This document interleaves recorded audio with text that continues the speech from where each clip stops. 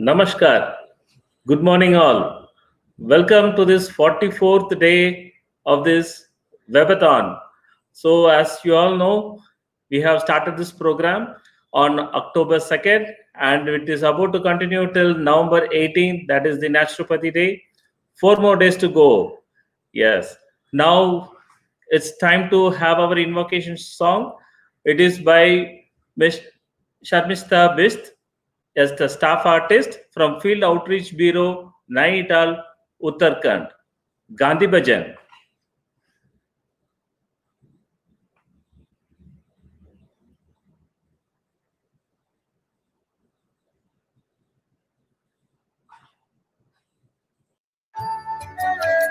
যদি তোরে ডাক শুনে কেউ না আসে তবে একলা চলো রে, যদি তোরে ডাক শুনে কেউ না আসে তবে একলা চলো রে, তবে একলা চলো, একলা চলো, একলা চলো, একলা চলো রে, তবে একলা চলো, একলা চলো, একলা চলো, একলা চলো রে, যদি তোরে ডাক শুনে কেউ না আসে তবে একলা চলো রে, যদি তোরে ডাক শুনে কেউ না আসে তবে একলা চলো রে।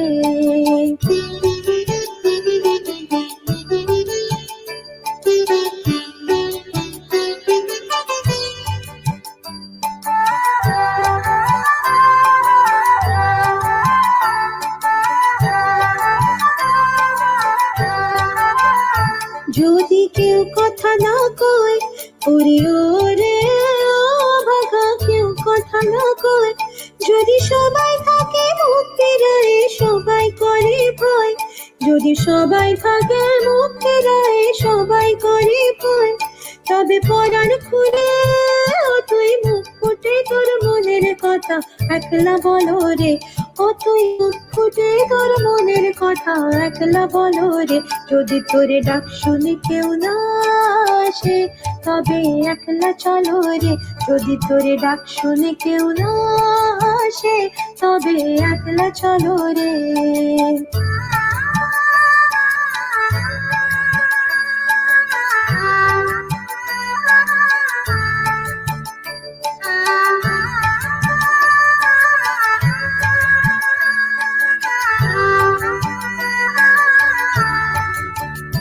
যদি সবাই ফিরে যায় ওরে ওরে ভাগা, সবাই ফিরে যায়, যদি গহন পথে যাবার কালে কেউ ফিরে না যায়, যদি গহন পথে যাবার কালে কেউ ফিরে না যায়, তবে পথের কাটা তুই রক্ত মাখা চরণ তলে একলা দলো রে, ও তুই রক্ত মাখা চরণ তলে একলা দলো রে, যদি তোরে ডাক শুনে কেউ না আসে তবে একলা চলো রে, যদি তোরে ডাক শুনে কেউ না আসে তবে একলা চলো রে।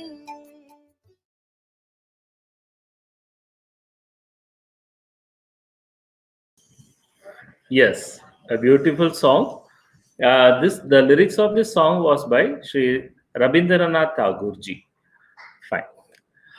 As we all are listening to some of the pioneers in the field of naturopathy, today we are about to listen again from one of the pioneer, from Dr. Kajal Gupta. Dr. Kajal Gupta. Thank you so much, sir. So today we will be talking about another pioneer of naturopathy. It is said that the more we know about the history, the better we will be prepared for the future. So keeping that in mind, we are talking about different pioneers every day. Today we will be talking about Acharya Pucha Venkatramaya.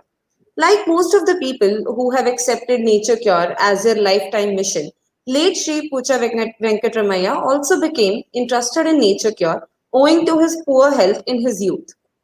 He corresponded with Dronam Raju Venkatachalapati Sharma regarding treatment for his health condition.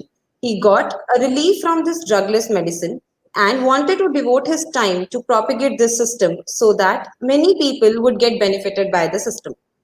During this period, he was introduced to Narishetty Hanumaya Naidu, who invited him to take part of the Prakriti Karyalaya Trust activities which he had initiated, investing all his properties in the year 1935. He translated the books of the eminent authors from English to Telugu language and wrote many books. He toured the states to propagate and popularize the system.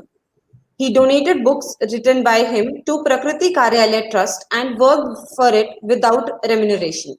He looked after the trust activities and successfully administered the hospital. The trust summer camps were very popular for both training as well as treatments, which were conducted in the month of May every year. Training people in naturopathic treatment was the objective in conducting these naturopathy camps. Naturopathy activists decided to start Andhra Naturopathy Academy in the year 1933. From this academy, they started three naturopathy courses. It was a completely residential program. 1 year course was awarded as Bachelor of Naturopathy, 2 year course was awarded as Certificate of Masters of Naturopathy, and 3 years course of Doctors of Naturopathy.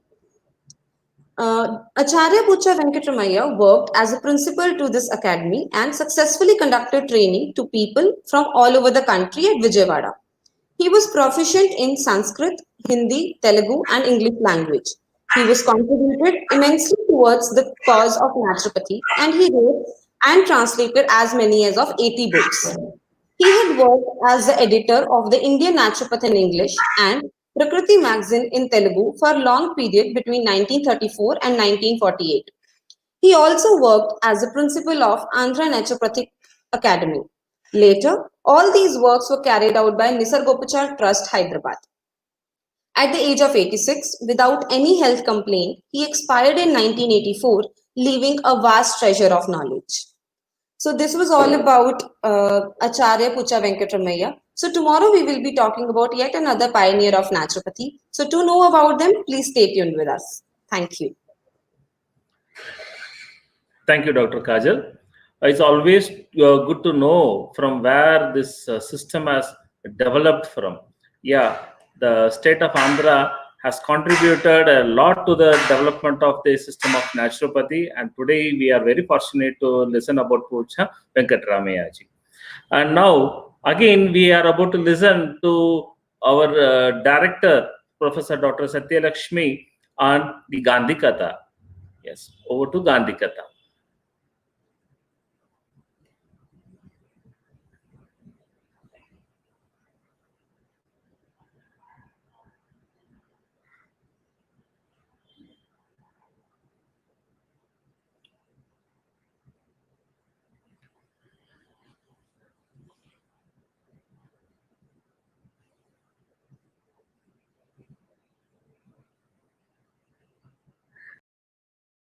One day, Gandhiji told him, "You need not wash my clothes. I will do that myself."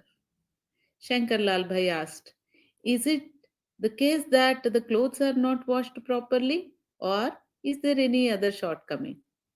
Gandhiji told, with an air of satisfaction, "They are washed properly, but I think the soap is being consumed excessively. I can use this amount of soap for almost double the number of days." Shankar Lal Bhai assured him, "I shall now use the soap economically." He thought that it is okay if some more soap is consumed, but the clothes should be clean and bright. Now he gained an insight of the economy Gandhiji was thinking about. There must be an imaginative power which must always work behind an insight of economy. One morning Gandhiji said, "Shankarlal, do not light the grate today. There is no need to warm up the water." Shankarlal Bhai asked, "Why?" Gandhiji replied, "We keep a lantern in the room at night. The idea just clicked to my mind that if I keep a jug of water on the lantern, then by the morning the water will get warmed up. I tried that and the experiment is successful. The water is warm enough for me to drink." Shankarlal Bhai felt a bit offended. He said, "Aren't you doing this because you think that I have to take trouble to light the grate early in the morning? I feel that I am unable to give you satisfaction from my work. Gandhiji replied, "You are preparing things very well, but it was just an experiment that I wanted to try. I wanted to see how it works if water is being warmed on a lantern. That much coal would be saved. There is nothing to be offended about in that." So that is how Gandhiji used to use things sparingly and only to the point of need. No superfluous spending was allowed by him or by his associates. Friends, that is the story for today. Thank you for your time.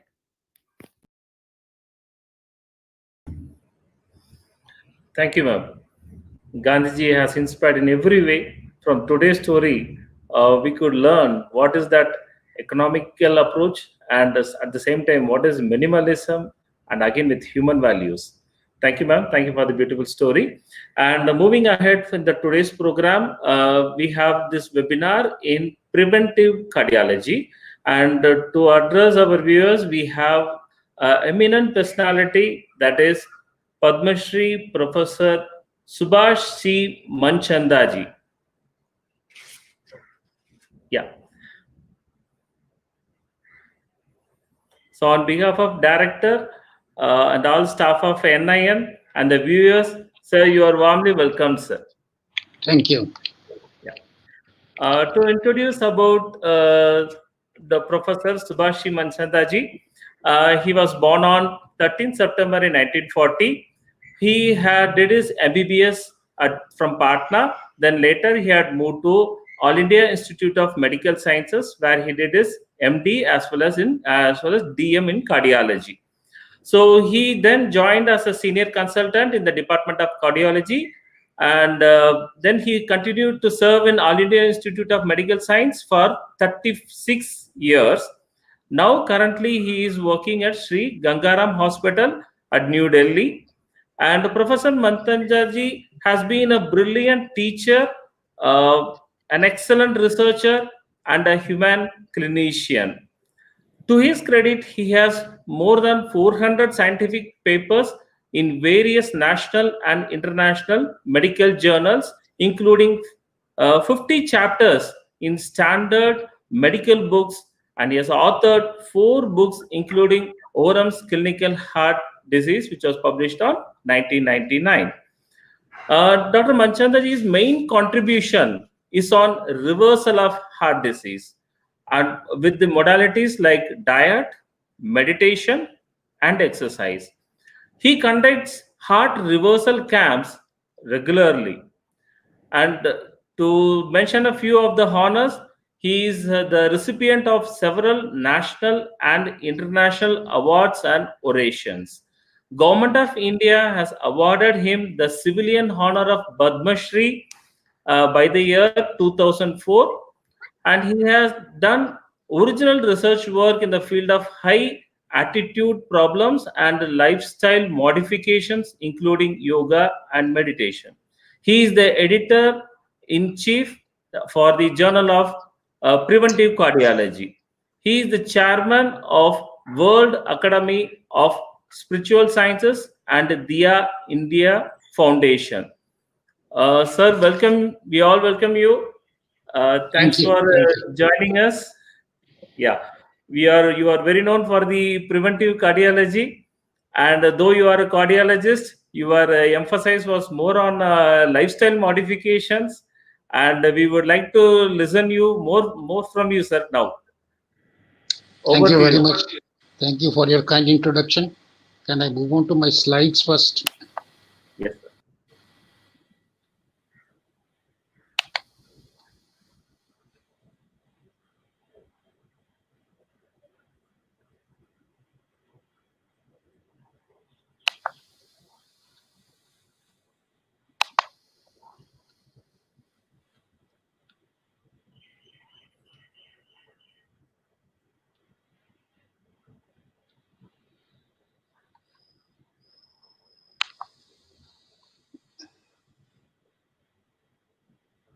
Sir, Let me just. should sir, shall I do on your behalf? Yeah, please do. I just Yes, sir. You please inform me so that I will keep the slides moving one after other. Okay, I will try once again. It's much easier if I can do it, right?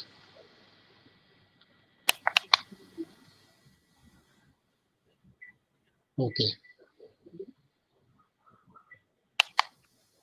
Is this you are showing or? Yes, sir. It's already available on the screen. If you feel comfortable, I shall continue with it. Well, friends, this afternoon I'm going to talk about a prevention of heart disease. Well, this is the leading killer of mankind all over the world. And I must tell you that this prevention involves really a lot of naturopathy. And I have been a practitioner of naturopathy myself. But only thing in our system, we always like to have evidence-based naturopathy. As you will see that naturopathy has a very big role in the prevention of heart disease. Could I have the next one, please? Well, this is the WHO Global Atlas of Cardiovascular Disease. You see that heart disease is the leading killer of mankind all over the world. 31% of people all over the world die because of heart disease, including India. And associated with cardiovascular disease are these other non-communicable diseases. Non-communicable diseases are those which are really not transmitted through any infective organism, but they are related to our lifestyle. They are called as lifestyle diseases. Next. In spite of all the research which has been done, yes, it has been projected that heart disease is going to increase all over the world. For example, especially in the developing countries like Brazil will increase by 250%, China 200%, India by 160% by the year 2040. And this is in spite of the all the advances, etc., which have been made. And already, the burden of disease is very, very high. There are at least 25 lakhs people who die every year in India itself because of heart disease, and the number is going to increase to, you can see, almost 40 lakhs. It's going to increase by 170%. So it's not possible to manage this disease by any of the medicines or by interventions. The only way is prevention. And as you all know, prevention is better than cure. And if we can prevent this disease by following very simple principles of naturopathy, I think this can disappear. As you all know, possibly no animal gets this disease living in the natural atmosphere. It is only the man who develops it. And it is related to his abnormal lifestyle. And these are the four factors, main factors, which cause heart disease. It is the unhealthy diet, which is rich in cholesterol, and it can cause high blood pressure, diabetes, obesity. These are all reasons for heart disease. So it is the diet which is abnormal. I'll talk about it in little details. And it's the tobacco consumption. No animal smokes tobacco except man, and that is responsible for several diseases. Lack of exercise. God has made us to do exercise. We don't do exercise, and this is again major reason. And finally, the mental stress. It is the stressful life that we are leading which has caused this. And yoga can be a very good method of managing this. Next, please.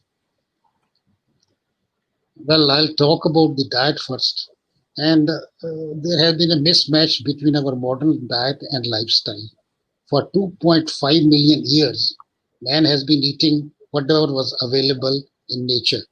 There was all natural food available. There were no refined foods. But in the last about 70 or 80 years, man has started eating what is called as the refined foods, and the preserved foods, and the so-called the cold drinks, etc., which are full of salt and sugar. And you can see associated with the abnormal diet, the processed and the uh, unhealthy foods. We have lack of exercise, and we are getting obese. So this is the main thing. Now, next, there have been lots of studies regarding diet, and this was one of the biggest studies done in 195 countries, just published this year only. And it was found that unhealthy diet was the biggest risk factor globally. It killed more than 11 million people all over the world, 20%, and mostly due to heart disease and disability in 255 million people. And there were only three dietary factors which were associated with half of the mortality. And this was high intake of sodium, low intake of whole grains, and low intake of fruits. So remember, it is not refined whole grains and low intake of fruits. This is what people used to take quite a lot. There are other factors also. Next, please. As you see on the right side, what not to eat. Trans fats are also responsible for this. Trans fats are not found in nature. These are hydrogenated oils which are found in many oils, and these sweet sellers also reheat the oil again. And these trans fats are very, very dangerous to cause heart disease.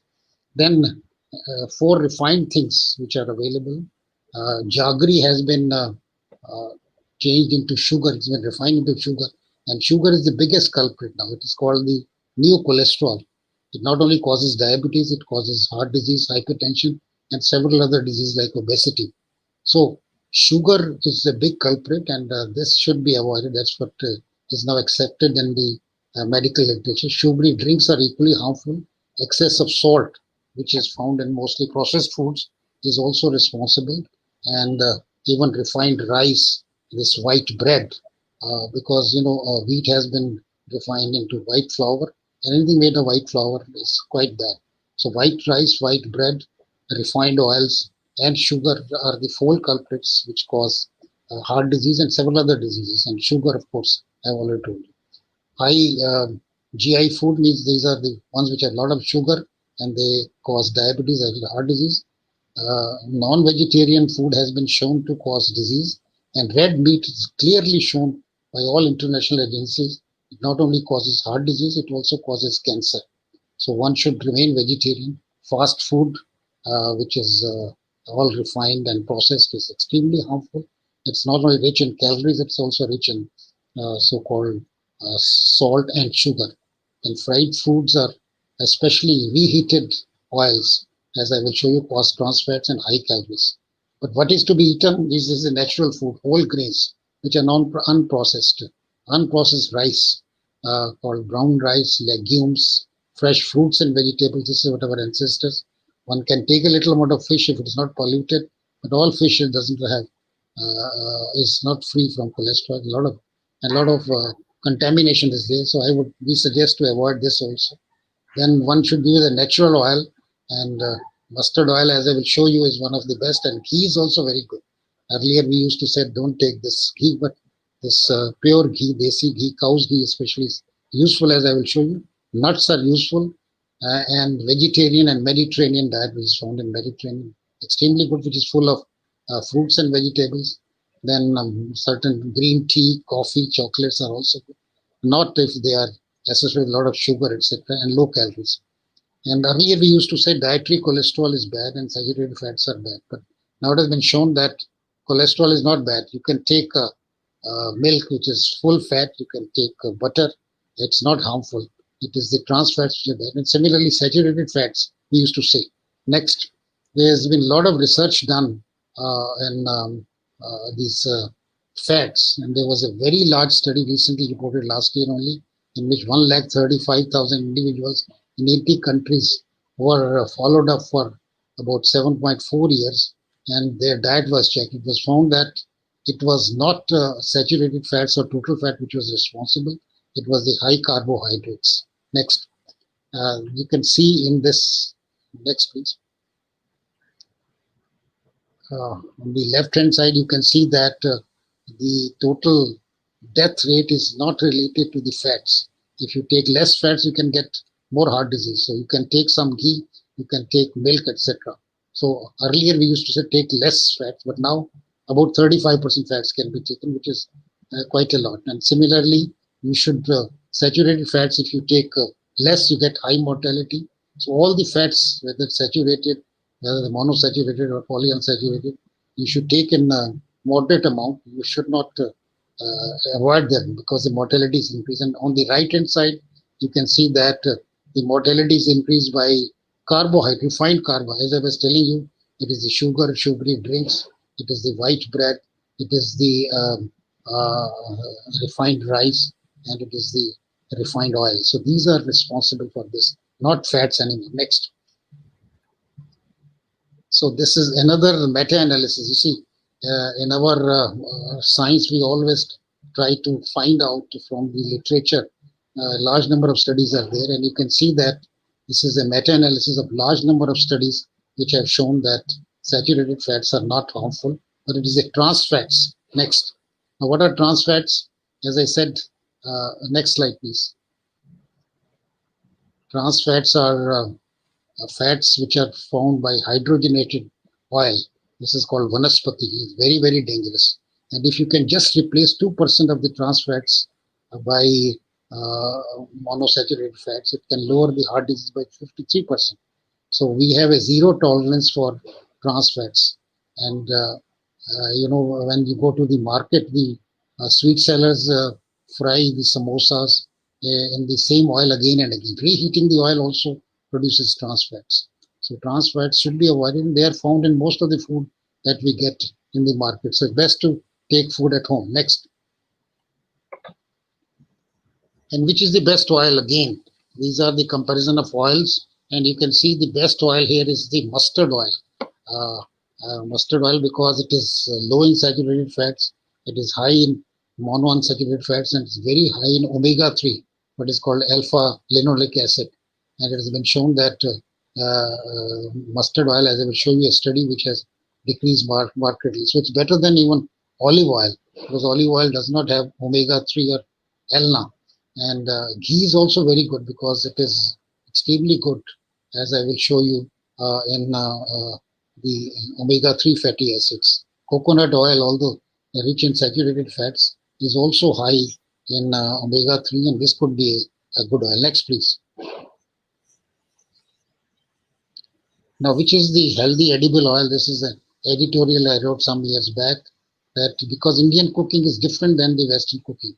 We fry the vegetables, etc., and certain oils which are refined, they have high polyunsaturated fatty acid content, and they are when they are heated, they release toxic compounds and free radicals and trans fats, aldehydes, etc., which can be potentially mutagenic and atherogenic. So these refined oils some have been shown in some studies to cause cancer and even heart disease itself.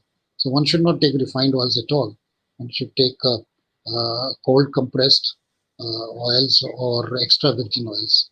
So oils rich in saturated fats like ghee uh, and coconut oil are ideal for deep frying. They don't get uh,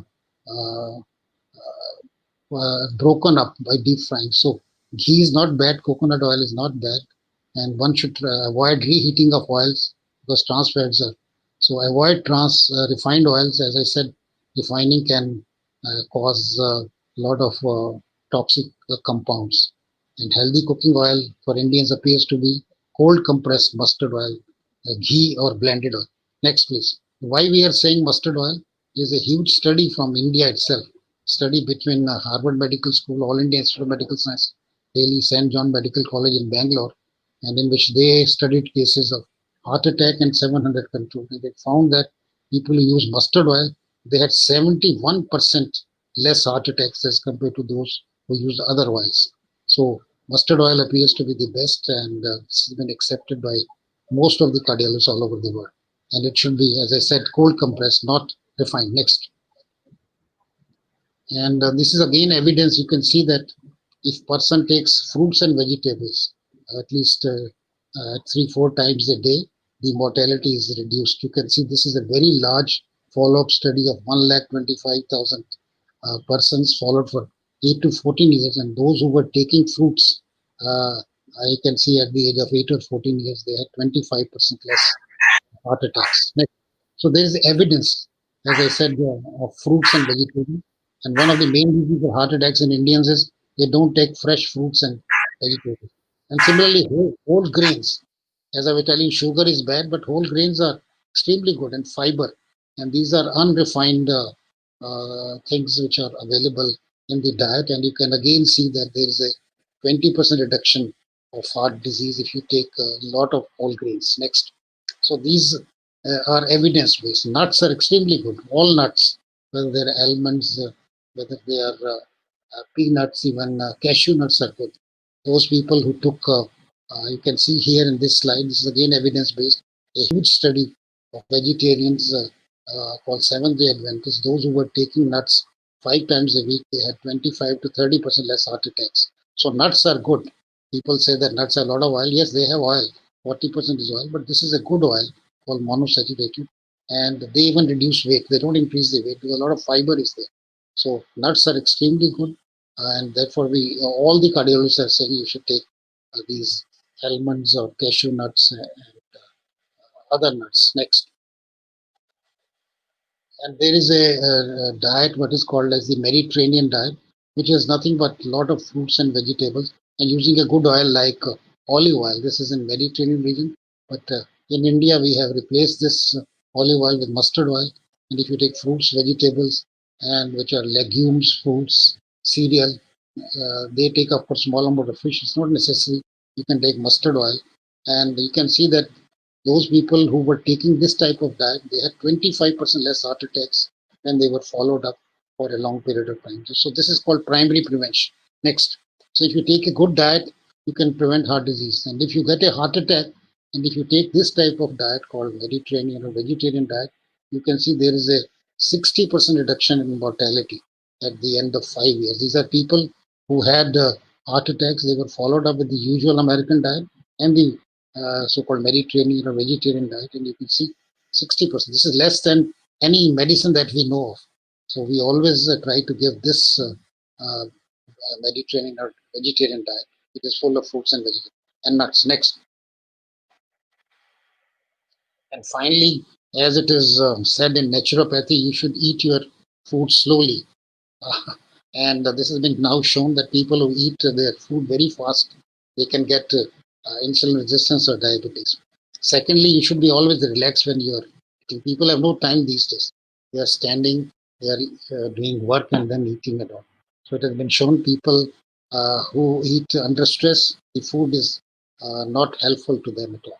And thirdly, it has been shown now, some studies are coming, slow cooking is good.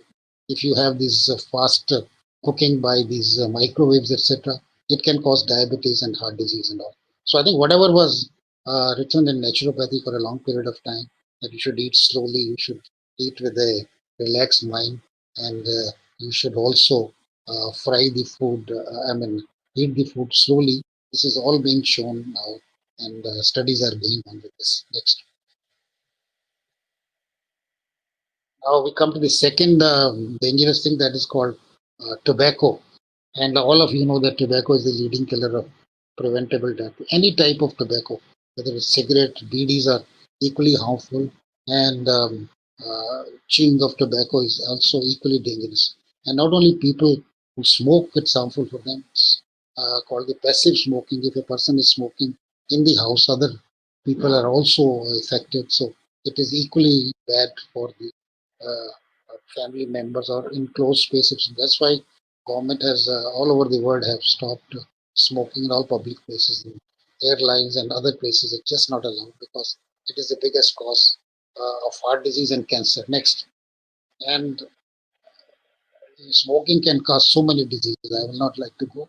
I'm sure you know that it can cause not only dental diseases, cancers, it can reduce fertility, it can cause, of course, lung disease, it can cause heart diseases, it can age you earlier, it can reduce your life expectancy, and it can cause cataract. So, large number of harmful effects. But unfortunately, in India, still large number of people chew tobacco or they smoke BDs or cigarettes. Next. It has come down markedly in the other parts, but it has not come down that much in our country. Next, please. And if you, this is a study, again, we talk of many studies are there, but this is an intra-heart study, which was in 52 countries to see why heart attacks occur. And smoking turned out to be one of the major factors. And even one cigarette is bad. Some people say, let me smoke one or two cigarettes. Even one cigarette, you can see the risk increases by 20% or so. And more tobacco you take, the worse is the risk and so on. Next. And if you stop smoking, you can see here that within a few months or years, the chances of heart attacks come down. Next, please.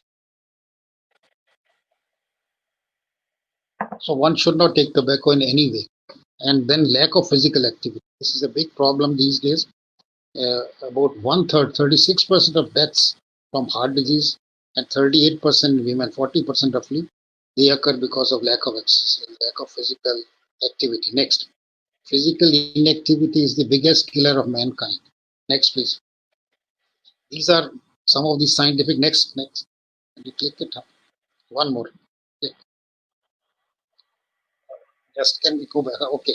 You can see lack of physical activity can cause high cholesterol, high blood pressure. It can increase smoking. It can cause coagulation of the blood, so that it can cause so-called atherosclerosis or blockage of the arteries. And if there are other factors like diabetes, obesity, genetics, and increasing age, it can further cause heart disease. Also, physical inactivity causes inflammation, which is also responsible for heart disease. So, physical inactivity is extremely important for causation of heart disease. Next, one third of the deaths could be prevented. And if you are not physically active, you are not doing any exercise, you double the risk of heart disease and diabetes, mellitus, and obesity. It also increases the risk of hypertension by 30% and doubles the risk of dying from heart disease and stroke. So if you get heart disease or stroke, chances are double that you die. Next, and if you do physical exercise, this is the problem. 3.2 million deaths are attributed to physical inactivity. This is a old figure. I'm sure this figure is increasing. And 31% of adults age 15 and over were insufficiently active in 2008. So you can see that a large number of people are inactive in our country. It's increasing. And the economic cost is huge, 54 billion roughly. Next. Exercise, any type of exercise good. The best exercise considered to be about 150 minutes of moderate exercise, just walking or cycling or swimming. Any type of exercise, about 30 minutes a day, every day. Moderate exercise is very helpful, and that is recommended because it controls weight, reduces stress, anxiety, depression, increases good cholesterol, and lowers the bad cholesterol like triglycerides. And data has shown that people who do exercise, the death rate is decreased by 25%. So very simple thing. All animals do exercise. Man is the only animal possibly who does not do exercise to get food. As you know that a lion has to run about 40, 50 miles to get his food and all. And that's why they are healthy. Next. And when you do exercise in cardiac rehabilitation is done, you know that when a patient gets a heart attack or any heart disease or a bypass surgery, is rehabilitated by exercise. And if a person does exercise, there is a reduction of death rate by more than 25%, and overall death rate can reduce by 20%. And it improves quality of life and early return to work. Next, this is all benefits of exercise. Now, lack of sleep is another important cause of several diseases now, including heart disease. It has been now shown that one should sleep for about 6 to 8 hours a day. Too little sleep is bad, and too much of sleep is bad. And there is a special sleep abnormality called obstructive sleep apnea. And a lot of snoring is there. They are all risk factors for high blood pressure and so on. So lack of sleep is an important cause, as you know, of many other things also like accidents, stress, lack of energy, and so on.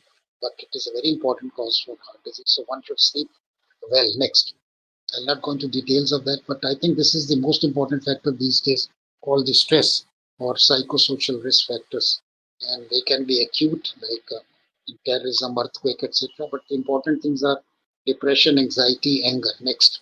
It has been clearly shown that stress can cause heart disease by various mechanisms. They're complicated when mental stress is there. This is because of the mind-body disturbances.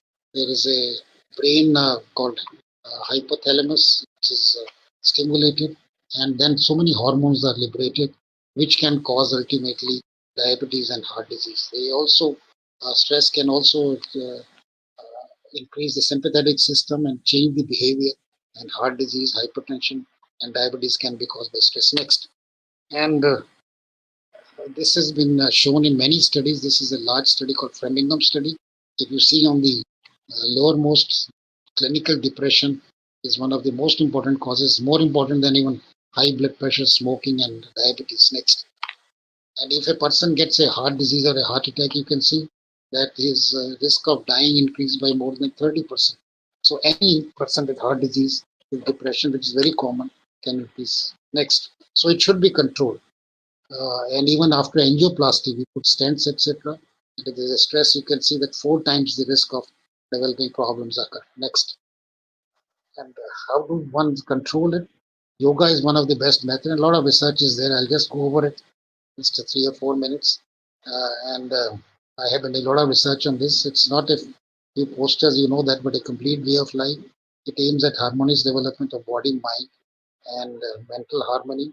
And it has been shown to decrease stress. Actually, yoga is not a few asanas next, but a lifestyle in which physical, mental, emotional, spiritual well-being is there. Physical means diet is a part, sattvic diet, exercise is a part of it, and no addictions like tobacco, alcohol.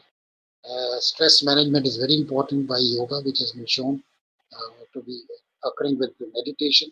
Emotional well-being. These bad emotions are responsible for heart disease and several other like anger, ego, jealousy, and positive emotions like compassion. They decrease heart disease. And of course, spiritual is also very important because spiritual people have less heart disease. Next, so therefore, yoga we call it as a holistic and intensive lifestyle, which is the best for managing stress, healthy diet, regular exercise, and avoidance of tobacco.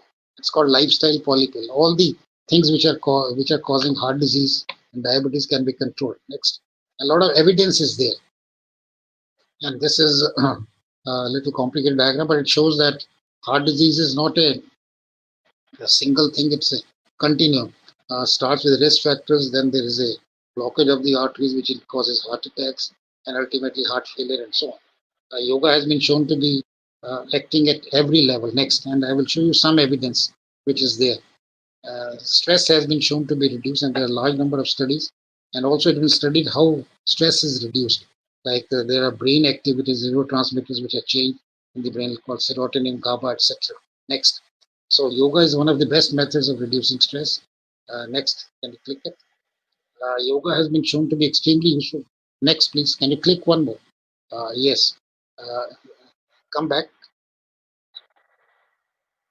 Yeah, there are a large number of randomized clinical studies which show that there is a modest decrease in blood pressure by yoga, as much as 5 to 10 systolic and 3 to 5 diastolic.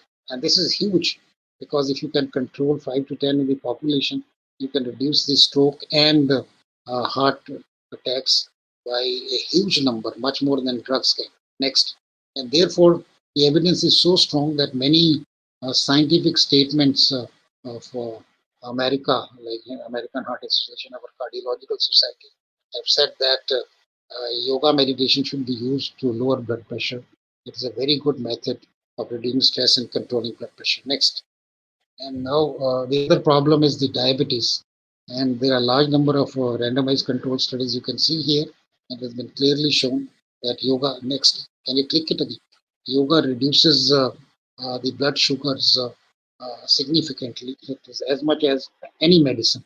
And, we have now treated a large number of people. And in addition, of course, yoga reduces the obesity also, and it can improve the cholesterol and blood pressure. Next. And we have shown that yoga can even reverse heart disease. In the early stages, like you see, this is a syndrome called metabolic syndrome in which abdominal obesity is there. Next, we took 100 patients like this, and we half of them we gave yoga, and you can see that at the end of 1 year, there is a decrease in the blockage of the arteries, what is called carotid intimal medial thickness. On the right side is the yoga group, and you can see that blockage of the arteries or thickening of the arteries is reduced, indicating that heart disease can be reversed in the early stages. Next, these were people with no heart disease clinically. In addition, the weight also decreases and also the cholesterol also decreases and blood pressure. This was a randomized control study which has been published. And even if the disease is advanced, there are 3 studies to show that the heart disease can be reduced significantly. Next. And these are 3 studies, our own study, Dean Ornish and Raj Yoga trial. Next. Any method of yoga you can use, and you can see there was a decrease in the weight, in the cholesterol, and angina, and there was an angiography. There was a regression by 5 to 10%, and the stress improved, and the compliance was very good. Next. So yoga has lots of other things also. This is a study from the United States which shows that if you do yoga after a heart attack, you can reduce the risk by 46%. Next. And there are several other studies also to show that irregular heart rate called atrial fibrillation can also be reduced by yoga. Again, an American study. Next. And these are the studies which really tell you. And even cardiac rehabilitation. These are studies from Bangalore, Dr. Nagendra, and in which after bypass, patients were given yoga, and they showed that these people had improved quality of life. They had decreased anxiety and improved in the heart function. Next. But the largest study has been reported only this year. This is a study which was done in India again. I was a part of it. It's the largest study in 4,000 subjects after a heart attack, and for 26 centers in India. This is the largest study. Next, it has been published in one of the best journals. It was shown that at the end of 2 years, there was a decrease in the risk of another heart attack and improved quality of life. Next.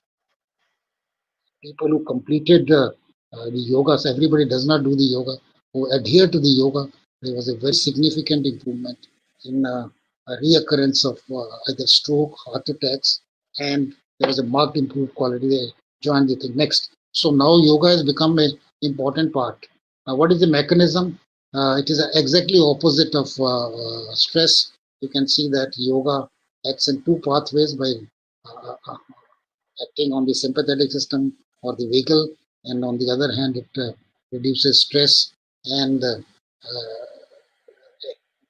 hypophysis pituitary axis is significantly decreased, and it changes the behavior, and lots of other things happen which can decrease the heart disease, hypertension, and diabetes. Next. So these are possible mechanisms. So some people said lifestyle is difficult to modify. I think the approach in the Western countries is that they ask people to change their diet. People don't stick to it. But we have seen that if mind can be controlled, this can be achieved by yoga.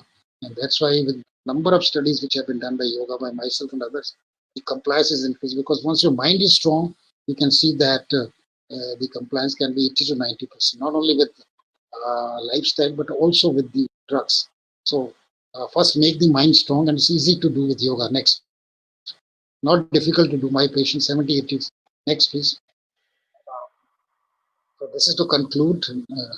Just can you come to the previous lifestyle modifications like diet, exercise, tobacco, stress are extremely beneficial for the prevention of heart disease. They are not given as much importance. We give a lot of drugs, but I think even in secondary prevention with medicines, they are extremely useful. They are simple and cost effective. This is an important thing. And if one can change, because disease starts from early childhood, disease can be. And it is a combination of the modern system and the naturopathy. I am a very strong believer of so-called integrative medicine. And I think all systems we have included with the modern system, that is the yoga, Ayurveda, and naturopathy. And you see, this is all naturopathy that is being done. But the only thing is we have given it a scientific evidence. Yoga is a holistic approach, and it can control it. It could be used alone or combination. Next. And that is why we say that if you want to reduce illness, reduce I with V, reduce your ego and try to share, you will get wellness. So this is the only difference. Next. And finally, I think I would end with the Chinese proverb which say, superior doctors prevent the disease before it occurs. Mediocre doctors treat the disease before evident in the early stages, and inferior doctors treat the full-blown disease. Unfortunately, many of the allopathic doctors, including myself, are treating the disease when it is full-blown. We do angioplasty, bypass, etc., which is important, of course, if a patient comes so late. But I think the best is if we can become superior doctors to prevent the disease. Thank you very much for your kind hearing. Next, please. And if there are any questions, I'll be very happy to talk about them. Yes. I hope we have time.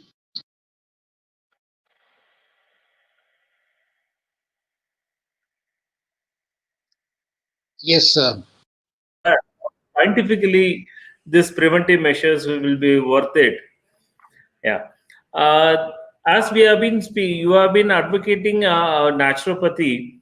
Can you please share some words upon the use of fasting as a modality in the preventive well, measures? fasting, there are a number of studies which have been done recently, and it has been shown it's extremely beneficial in the control of diabetes and all that. Extremely beneficial for control of weight also.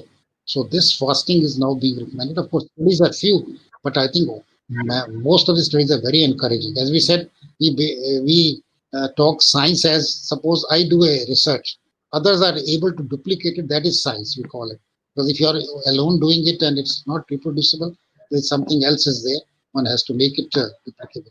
So I think fasting is extremely beneficial. It has been used in many countries, in the Western countries, to reduce even control even cancer and all. But it is established in our system also now that for diabetes, extremely good, and similarly, it's good for reduction of weight and also reduction of so-called the heart disease also. There is actually a paper, huge studies are there. How many times a person should really eat? Actually, people who miss breakfast, it has been shown they get heart disease and all. Breakfast should be heaviest, lunch should be light, and dinner should be lightest. We do the other way around. And secondly, one should eat 3 to 4 times a day, but small meals. And as I said, the meals should include fruits, vegetables, and so on. What the animals in the natural in a natural atmosphere they are eating. So we should eat fruits and vegetables. And even if you eat more, you weigh less. But if you have a problem, I think fasting is extremely good. It can prevent diseases. As I said, data, some scientific research has to be done more. At present, the data is there in few studies. So it's being accepted in diabetologists and also as weight reduction. Fine, thank you. And right now, with the reference to this lifestyle disorders, this the current work culture is to be blamed often.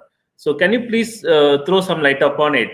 The work culture as No, well as the lifestyle disorders. yes, I think the work culture is responsible, but I think more than that, it is our. I always say stress cannot be caused by the work; it can be caused your mind alone, right? Everybody who has hard work does not get the stress. Few maybe a large number of them develop. So what we have seen is if you tell them, teach them yoga meditation, then the stress is not. Then work is not a stress at all. Actually, we say in yoga that work should be relaxation. I've been working 14 for 15 hours. I'm 81 years for the last 20 years. I've never been stressed. Although we have stressful job, doctors have some people come very critical. They don't. So try to do your best. We always say life is not a straight line. It is both happiness and unhappiness, success and failure. And if you want to enjoy life completely, you have to enjoy both. You have to enjoy failure as much as success. Now this looks very odd. So similarly, work, you can do work with the relaxation, then it's never a stress. You see, what we have done is the work we have made it as a stress. So always people come and say, this job is very stressful. I said, job is not stressful. It is your mind which is making it stressful. Everybody is not stressed. Every doctor is not stressed. I know doctors are stressed, the nurses are stressed, but if you see 100, you will find 30 are stressed. Why are 70 not same work? So I think work should be relaxation. And this is exactly what we teach in yoga because why it's not a relaxation, you don't want to have any failures. You want to have a life straight line, which is not. God has made life which is ups and downs. It has made weather which is hot and cold. It has made what is called, even in Gita, it is written that it is sukh and dukh. It is happiness and failure. So it's pain and pleasure. Unless you have pain, you won't know what pleasure is. So people don't appreciate that. So exactly the reason I think it's a wrong thinking. Work does not cause stress. It is your thinking. You think that the work should never have failures, which is wrong. If there are failures, you have tried to do your best. You should take it as the you take success, and then it is not a stress at all. So that's what the teaching of yoga is. That's why it went into it. And I have seen that people who have heart disease, even doctors who are under stress, once they learn yoga, it goes because they know life is not a straight line. It's both happiness and unhappiness, success and failure. They enjoy both. Yeah, as you have nailed it, yoga carries the solution for this stress. Yes. Now, as we have been listening you, sir, you have been advocating all about this exercise and the other lifestyle measures, more importantly on the diet and other stuff. Now, can you say that what should be the role of naturopathy and yoga physicians in the public health? You see, naturopathy people can have a great role because I think, as I told you, nobody who follows the natural way of life develops a disease. No animal uh, in the wild develops it. A lion never develops any heart disease. Elephant does not develop. No animal ever has shown to be developed. They develop it only when they come to the zoo, when they are taken off from the natural. So God has made us also as a vegetarian, as a long gut, etc. It has made us to take vegetarian food, etc. God has made us to do exercise because we have these legs, etc., and all that. And God has given us the mind to think what is right and wrong. We have the most advanced. So that's where yoga comes. That is the rightful thinking, etc. So I think a naturopath can have its tremendous significance in the prevention of heart disease. They can take, of course, they should know what is proven, and what is proven is what you are saying for a long period of time. As I said, don't take any refined things. This is all naturopathy. Take natural foods, etc. Coarse grains, etc. Coarse rice, etc. Fruits and they grow in natural. So I think a diet, a naturopathy diet, what you give more or less, including low salt and low sugar, is extremely beneficial. There's no question about it. If, as I said, 1.1 crore people die every year. WHO says this is the biggest cause of death. So I think whatever you are saying in naturopathy is getting proven what we are saying here. Only thing is you should also know the guidelines. For example, there's a in cardiological society they have the guidelines to prevent heart disease and the diet which they are giving. You say we are not saying this. You can see that the Americans, the Indians, cardiologists are also saying. So you should know. Similarly, Diabetic Association is saying what you are saying. The second thing, if you weigh a natural way of life, you will not get heart disease. You can give examples of animals. No animal develops it because they are living with nature. We have destroyed nature. They do exercise. Exercise is a part of naturopathy, I consider. Similarly, yoga is a part of naturopathy because right thinking. Yoga is nothing but a right thinking, nothing more than that. And finally, of course, tobacco. No animal takes tobacco. If these four things can be controlled, I think there is no disparity between naturopathy and allopathy. As I say, as a allopath, 75% of my practice is naturopathy. But the only difference is it is a evidence-based. What we call evidence-based means it should be large studies which are randomized, double-blind, etc., etc. But as I said, more studies are coming, and you can do studies also, like you were asking fasting, like I was saying, slow eating and all. These are very simple things which can be done. These are being done in the United States and in the Western countries. Why can't we do that? Slow cooking versus the fast cooking. Why can't we do people who eat fast or slow eat and so on and so forth? What you are saying, and I think it tries to make sense. You say scientific evidence also suggests that naturopathy is good. So 75% of my practice is in naturopathy, and if you want to prevent heart disease, it is practically 100% naturopathy, which includes, of course, a little bit of Ayurveda and all. After all, Ayurveda also says a lot of fiber, etc., isabgol, etc., and so on and so forth. You should not be constipated and all. A lot of role of gut is also coming. In naturopathy, we say that your gut should be all right. Now, a lot of data is coming, what we call as gut mycobacteria. If you change the gut bacteria, you can get several diseases, including heart disease, diabetes, and so on and so forth. So what you used to say that constipation, etc., is bad, etc., and that is also coming. But some more research needs to be done. Some research is coming out, but I think more needs to be coming.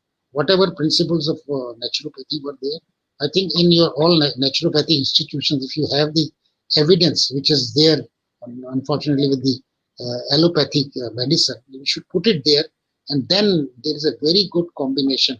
I always, as I said, I am using the what is called as the integrative medicine, which has 75% in prevention, 75% is naturopathy, and 25% allopathy. I have to give medicines to people who are dying or who have very, very serious disease, etc. But I combined it. But if you start naturopathy from early childhood, there's no need of medicine. I always say that if persons have healthy lifestyle, most of the big hospitals will close. There will be no heart patients, no diabetes, no hypertension, and no stress. These are the main diseases which are killing the mankind. Hospitals are just working on these. But this is a epidemic which is increasing rapidly, but epidemic can be controlled.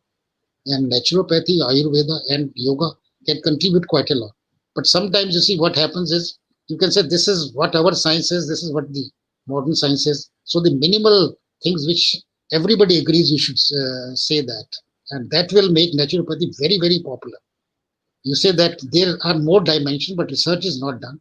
But one should not emphasize too much on things which are not scientific. They say appear to be promising.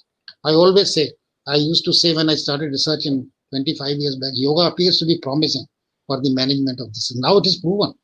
Now all the Americans and everybody is saying because more studies are needed. And simple studies, like I said, the largest study on cardiac rehabilitation has been done by Indian group, which was 26 centers.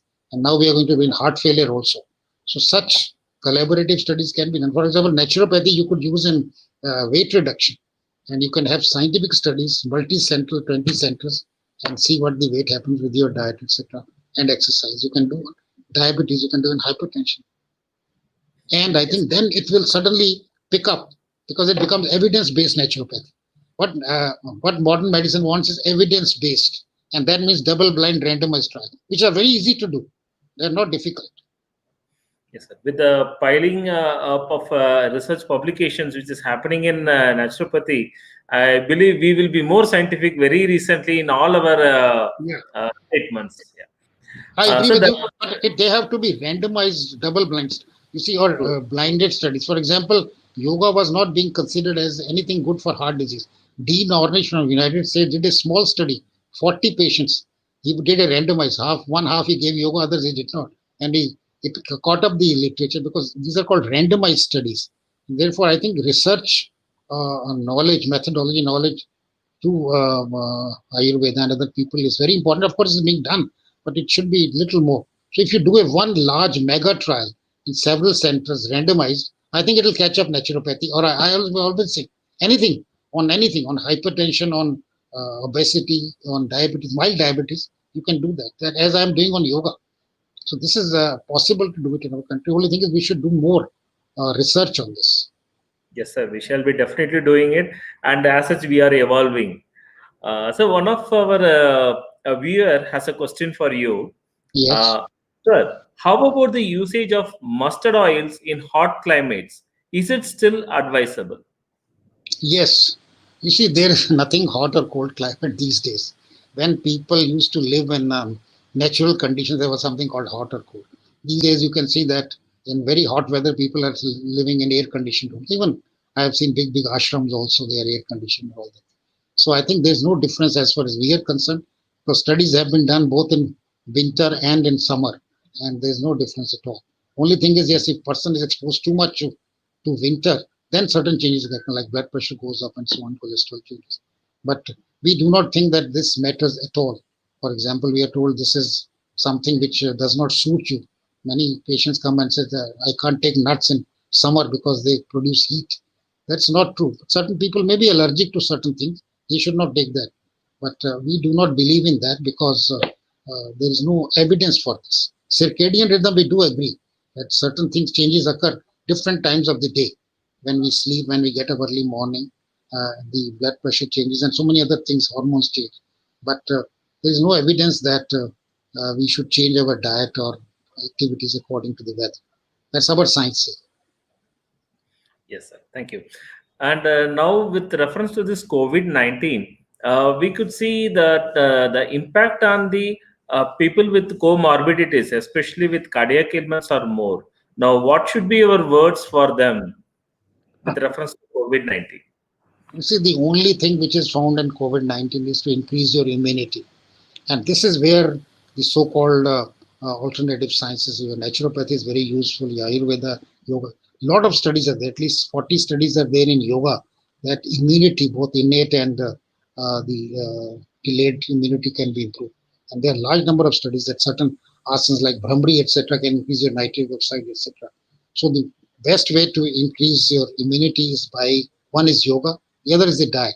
You have heard of all these things like haldi and adrak and so on and so forth. They have been all shown in experimental studies. Unfortunately, there are no large studies. They are going on now because people want to prove it that it does. There are studies with yoga. There are studies with many foodstuffs which can be, and they are the same foods. As I said, they are the foods like natural foods. For example, I was giving you fruits and vegetables have been shown to improve immunity. You should take natural foods. Don't take refined foods and fast foods and so on. So one is food, the other is the yoga, that is the mental stress you can reduce, and third is physical exercise. They all increase the immunity. Not only they prevent heart disease, they increase the immunity. If you smoke, your immunity is gone. So I think the best way is to follow a healthy lifestyle. All the four things that I said. Secondly, of course, you should also follow the norms because, like keeping distances, wearing a mask, and washing your hands. You have to do that because the disease is so rampant that it is there. And but the only way is to increase the immunity, and this is being now tried. There are 3 or 4 research trials being done in patients in quarantine, those who are mild disease or they are asymptomatic. So it is being done to see how quickly they recover and all.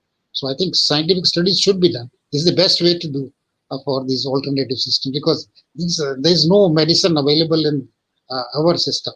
Whatever we say, these medicines are really not that effective as compared to increasing immunity. People who have increased immunity, they recover. Even if they get the disease, they recover very quickly. They are asymptomatic. So, and during the quarantine, people are having a lot of stress, and stress is a big factor to reduce your immunity. And if you do yoga, etc., well, yoga, etc., I always say you should be yogic attitude. That is thinking positive and not affected by uh, good or bad things. That is real yoga. It's a yogic attitude, meditative. So if somebody says me good or bad thing, I'm not affected. If something bad happens, I always think better. It will improve. It will improve, and so on. And thirdly, I think we always say that this thing is not going to last forever. Corona will also go, but I think research is important, and I think there the alternative systems are being claimed now. Chinese, there are 40 studies there. Similarly, Ayurveda, there are people who are doing it natural. All these people are studying, but this is a good opportunity to study immunity with either naturopathy or Ayurveda or yoga. Yes, sir. Now the last question from the viewer: which is good, coconut oil or ghee? Well, ghee is better. The reason is uh, there are more so-called the omega-3 fatty acids, what we call as the alpha linolenic acid, than compared to. But uh, coconut oil is also good. Coconut oil has the advantage; it has medium chain fatty acids, which do not increase cholesterol. There is a study done from India, it shows that coconut oil does not increase cholesterol in spite of the fact it is a saturated fat, but saturated is medium chain or the short chain.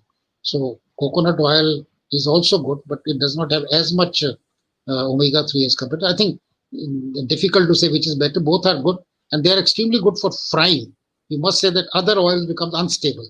There is a smoking point of the oils, and they cannot tolerate very much heat because when we do refining, there's already the oils are heated twice. Then we use third time. In frying, very high temperatures are there. So I think these two oils have been found to be the perfect for frying. So we have written in my editorial, I have written, which is accepted now by everybody, that coconut oil and um, ghee both can be taken, which are extremely good for frying, etc. That inhibition that we had, that we cannot take ghee, etc., is all wrong. Ghee does not cause heart disease. I always say, of course, it should not be too much. It should be in moderation. Then it's quite all right. Similarly, cholesterol. We never used to take butter, etc. Especially the butter which is made at home, which is natural butter, is not bad at all. As we showed you, there's a big study that you take less saturated fats, you get more heart disease. So I think one should be very careful that moderation is the answer. Moderation. True. Yes. Yes, sir. It was great listening to you. We have taken some of your time in extra also. And Mhm. thank you very much on behalf of Director and Associate of Naturopathy and all the team members. I thank you very much for being with us for this last 1 hour and addressing this very important issue, that is preventive cardiology. And we are very much benefited with your presence, sir. Thank you very much. Yes, Thank sir. you very much. It's a pleasure. Thank you. Yeah. Keep up the good work you are doing. Thank you, sir. Thank you. We'll be doing. Yeah. Yeah, do some scientific studies. That's all I'm saying. Definitely, sir. Because Definitely. I believe in it. You see, unfortunately, when we talk of evidence based, we are handicapped at times. We do Oh, believe that naturopathy, I do believe in it completely, if you ask me. Because the simple thing is, no animal living in nature develops heart disease. So I always say, if you live with nature, that's all. And what nature has made you, then you will never get a heart disease, which is true also. Being shown now very clearly by several studies. They may not call it naturopathy, they call it lifestyle or whatever it is, but I call it naturopathy or Ayurveda or yoga principles. Thank you very much. thank you, sir. Thank you very much. Thank you. Yeah. So we have listened, Dr. Manchanda ji. He has nailed that as of preventive cardiology is concerned, your sleep is important, your diet is important, your exercise is important, and ultimately return to nature is important. So with this, we are concluding for today's session, and tomorrow we shall be again available with you by same time, 11 o'clock in the morning. So please stay with us by tomorrow. Thank you.